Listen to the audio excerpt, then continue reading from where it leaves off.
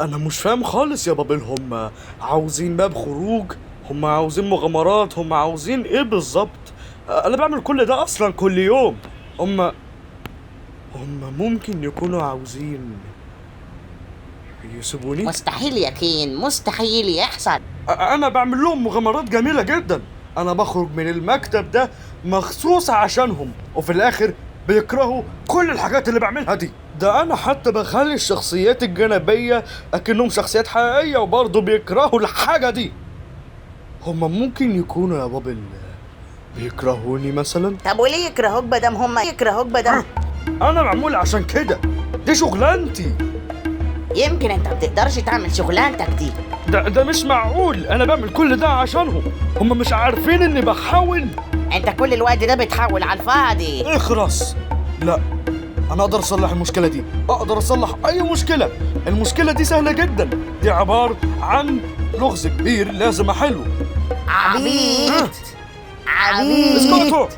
عبيط خلاص. عبيط. انت تستاهل ما تتحبش. ابعدوا عني. انت اعبط واحد من الثلاثة. انت فاشل. كفايه لحد كده. هم مفكرين نفسهم مين؟ انا بعمل لهم كل حاجه وفي الاخر ولا حد بيشكرني. هم مش عارفين انا اقدر اعمل ايه.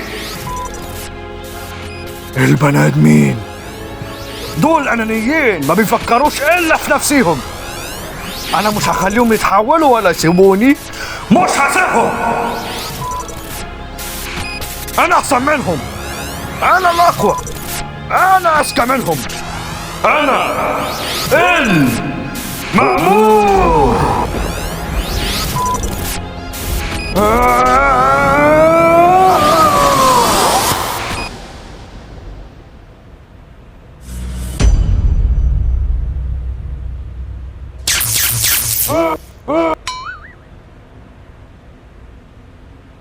يلا بينا نبدأ العرض.